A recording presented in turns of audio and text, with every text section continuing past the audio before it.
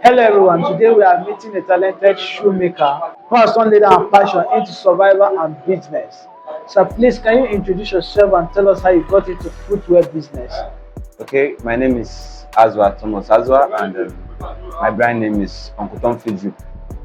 So basically, I was inspired by the fear of being average. Understand? I don't want to be an average person. I've always wanted to be an extraordinary person. So I'm actually inspired and motivated by the need to do something different in society and to be able to inspire the world in my own little way. No, this is a skill and it's not something that you can start it on your own. You have to learn it from somebody. So who taught you and how long have you been doing this? Basically, I've been in this business for about 6 years now, and about how I learned it. To be honest, I always say it's something that was divine. So it all started from an indoor practice in my room. I was still in the university by then, so it all started in my apartment, trying to see how I could couple leather, Nora, put them together to make a pair of footwear. So that was how it all started. So constant practice and consistency brought me here. Wow, that's good. So you didn't learn it from anybody. No. It was just a self-taught. Yes, basically, unlike people who pay money to acquire the skill, I started practicing on my own.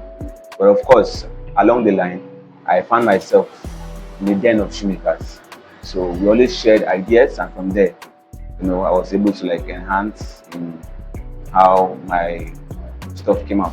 And you done this kind of wonderful footwear all by yourself. By the grace of God. Wow, wow. So can you walk us through how you make a pair of palm slippers or sandals? Like explain like okay, let me I'm coming. Just a minute. Okay, like this pair.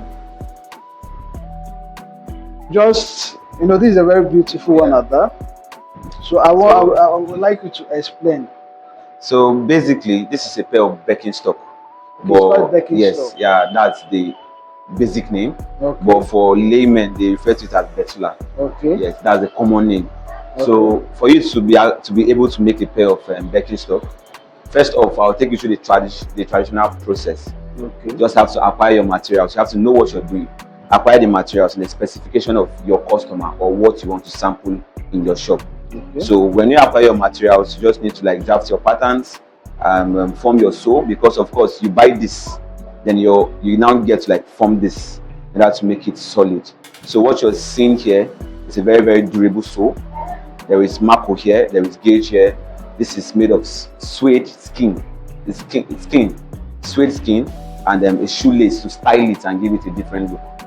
Yeah, that's how it So is. do they have qualities by qualities? For this, Yes. this is what you get to see.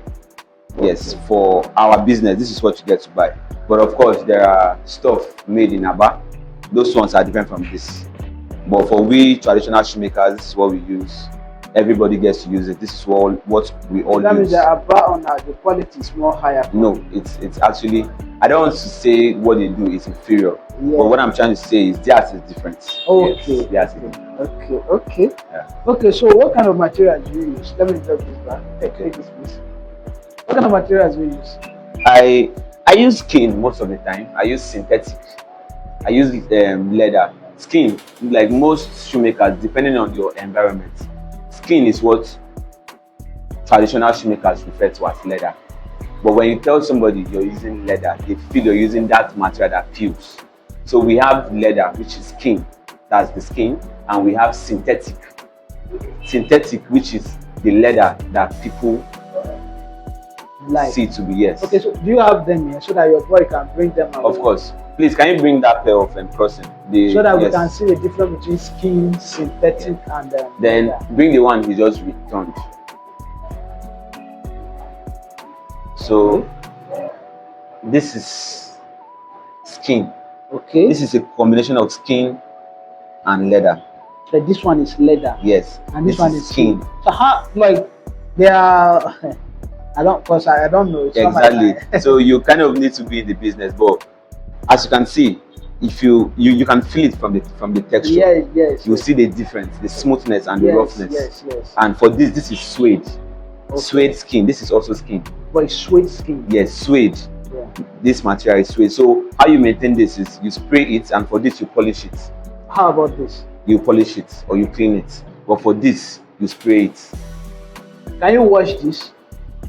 We do not advise that you wash it, but in a situation where you wash it, you have to spray it. But of course, But you can wash it. You can wash this, you can wash this. Okay. Yes. So you mentioned two, you've explained two. Yes, synthetic.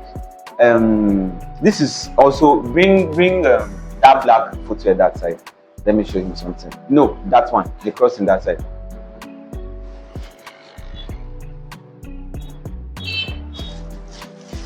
Yes, I choose to use this to explain the synthetic pair. Okay. Yes, this is synthetic leather. Synthetic leather. It's called mirror face by. It's shiny. Yes, that's why we call it mirror face, because it reflects. You can see yourself in it. Yes. That's why we call it mirror face leather. Wow. Yeah.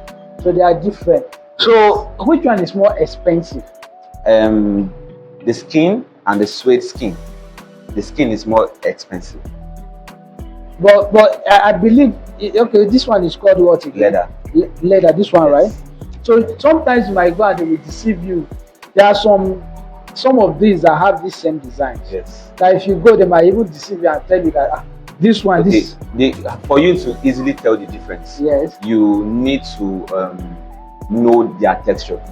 This is also a good material, but of course this is a better material, you understand? Then we still have another one again that is inferior compared to this one. This one they easily peel, and their texture is lighter. When you feel it, it is lighter. So that's the difference. Basically, the texture. The difference is in the texture. Okay. Yes, So and the durability. okay, the durability too. Yes, Wow. So that means this is more expensive compared to this exactly, and this. exactly, Wow. But if you use only this on the palm, it will be more expensive compared to this. exactly. Wow. So what is the most difficult part of for making a palm or sandals or slippers? Basically, when you have the skill, all you need is what will enhance the skill. So for we shoemakers who have found ourselves in this environment, I think what we have difficulty with is machines and tools. You understand? Yes, because we need tools, we need machines to put this work together. There are like expensive machines. Our machines are expensive. You need a machine for compressing your shoes. You need machines for sewing. You need machines for lacing. You need machines for a whole lot of things. Yes, so there are different machines for different processes. Yes. Wow. So I think when you acquire a machine, when you have those machines, your work comes out different. So that is why our people on their work are always. Yes, their packaging, the way it comes out is always different, but you cannot tell for the durability. Yes. Yes, That's because the materials determine the durability. That's Exactly. So do you design everything yourself, or you wait for customers to? Some of your design, do you wait for customers to give it to you, design it for them, or you just forge a design by yourself and bring it out? Basically, like I said earlier, I am inspired by doing what is different. So for pairs that I get to sample, I draft the patterns and I design them on my own when I'm like pushed to do something different. And aside that, there are some customers who meet me and they're like, Tom, I want you to do something different for me. In that case, I'm able to brainstorm, explore, and bring out something different from the regular. Okay. Aside that, I take samples and produce. So how do you price your products? Basically, the list is 10,000 naira. That's for female footwear, depending on the design. Please bring that brown footwear there. Yes, for female footwear, this can go for 10k, 12k, depending on the size. Okay, so how about the knee? Then for this is 22,000 naira. Wow. Yes, this is 20,000 naira. Wow. Yes, so it all depends on the design, the quality you want. Bring that brown one. That's actually yes, that's Yes, this is 15,000 naira. Wow. Yes, so it all depends on what you want. What is your biggest challenge running this business? Okay, my basic challenge. Your biggest challenge. Okay, I think it has to be the inability to fund the business. That's in terms of acquiring Okay, your machines and tools. machinery. Yes, missionaries. Yes, that's right. In running the business. Okay. Okay, so how have you been dealing with customers? You know, there are some customers that don't believe in all those handmade Yeah, footwears. that's right. They feel they are Inferior in quality. inferior, yes, quality. Yeah. So how do you deal with them in convincing them? Basically, Since you are offering quality stuff. yes. Basically, it's first has to do with me, because your ability to convince an individual is what makes you a good entrepreneur, you understand, or a good business person. Yeah. So first off, I have a showroom, you understand. So I can invite you over, go through my products and see for yourself, or I can be able to like convince you verbally by telling you that a trial will convince you and giving you assurance for your money, you understand. You're entitled to pay at least half, you understand, of what you're charged. On delivery, you complete the payment. So I think so far I always meet expectations. Do you train people? Do you have a train apprentices that? Yes, a lot. I've been training people since 2020. Like so far, how many have you trained? I think I've been able to train about 9 or 12, yes, 12. 12. Currently, I have about 5. with me. Okay, Yes. okay. How do you keep going when things get tough? Because in every business there is a certain time where you face a lot of Yeah, that's right. Like I said, the inspiration and the motivation and the fear of being an average person keeps me going. Understand? So if at any point I feel down, I'm always like, Tom, this is not where you want to be. You want to be ahead. So I'm always inspired and motivated by my standards. Okay. So yes, Okay. How has this craft changed your life? that's a very good one, because I was looking forward to that. Because sincerely, like for people who have known me before now, like let's say in secondary school, I used to be very different from who I am today. But from the moment I chose to like own a brand, work on it, I think a lot changed, because this is a skill that requires you to be responsible. For you to be able to hold customers, you have to be responsible and accountable. Someone cannot be paying for something and at the end of the day, they don't get the worth of their money. So it has shaped me to be responsible as an individual, to be able to work on my personality, to be able to work on my reputation, because so much depends on reputation. So it has helped me shape my reputation, and that has kept me going. What do you want people to remember you for? I always want to be remembered as someone who was always willing to inspire the society at large. Yes. So, what advice do you have to give to someone who is willing to go into this line of business of yours, or who is actually learning in order to become like you? Okay, so basically what I always tell my students is this: make sure this is what you want.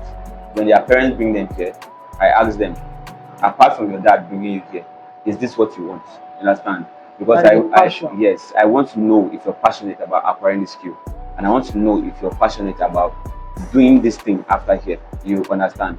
So it first starts from your passion, then secondly, are you willing to commit to it? Because you need to sacrifice to follow your passion. Wow. Thank you very much. That will be all for now. Right, Ladies and gentlemen, from the hands of one come to the feet of many comfort. So today, at Uncle Tom's Feed Drips, Yeah. we will explore a lot of things and learn a lot of things about shoemaking. So until next time, this is Talk with Seth.